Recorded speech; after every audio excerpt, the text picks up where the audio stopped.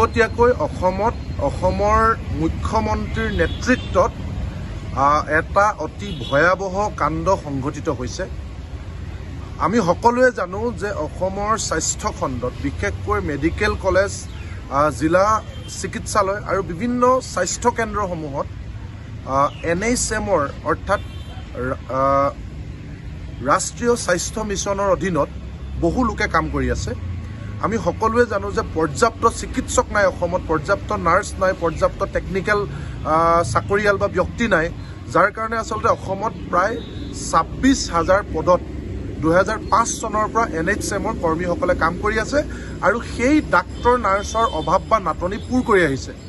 আমি দেখিবলৈ পাইছোঁ যে 2005 চনৰ পৰাই এই লোকসকলে কাম কৰি থকাৰ পাছতো সমাহাৰত সমপৰ্যায়ত অৰ্থাৎ চৰকাৰীভাৱে পোনপটীয়াকৈ নিযুক্তিপ্ৰাপ্ত বহু ডক্টৰ, নাৰ্ছ বা অন্যান্য টেকনিক্যাল ব্যক্তিতকৈ হয়তো বেছি পৰিমাণৰহে তেওঁলোকে ডিউটি বা কষ্ট কৰি অহাৰ পিছতো কিন্তু তেওঁলোকে সমাহাৰত সমপৰ্যায়ত দৰমহা নাপায়। আমি সকলোৱে জানো যে চৰকাৰী চিকিৎসক এজনতকৈ NHMৰ চিকিৎসকজনে প্ৰায় 45% দৰমহা কমকৈ পায়, বা চৰকাৰী নাৰ্ছ এগৰাকীতকৈ NHMৰ নাৰ্ছগৰাকীয়ে প্ৰায় 40% দৰমহা কমকৈ পায়।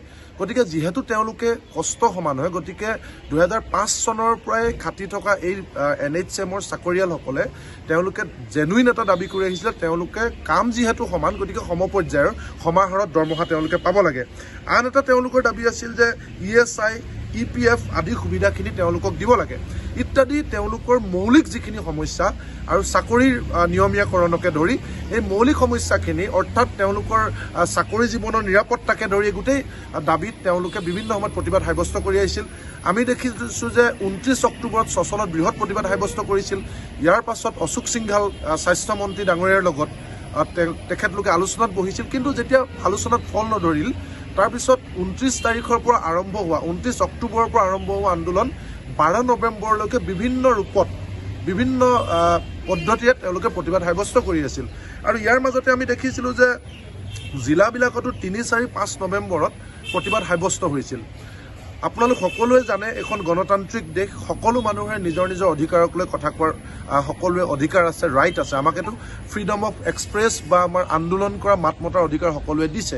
কিন্তু এই সময়খিনিত আমি দেখিলোঁ যে অসমৰ মুখ্যমন্ত্ৰী হিমন্ত বিশ্ব শৰ্মা ডাঙৰীয়াই সংবাদ মাধ্যমত ক'লে যে যিসকলে আন্দোলন কৰিছে স্বাস্থ্যকৰ্মী, তেওঁলোক ডক্টৰে হওক, নাৰ্ছে হওক, বেলেগ চাকৰিয়ালে হওক, তেওঁলোকৰ দৰমহা কৰ্তন কৰা হ'ব, তেওঁলোকৰ বিহিত ব্যৱস্থা গ্ৰহণ কৰা হ'ব।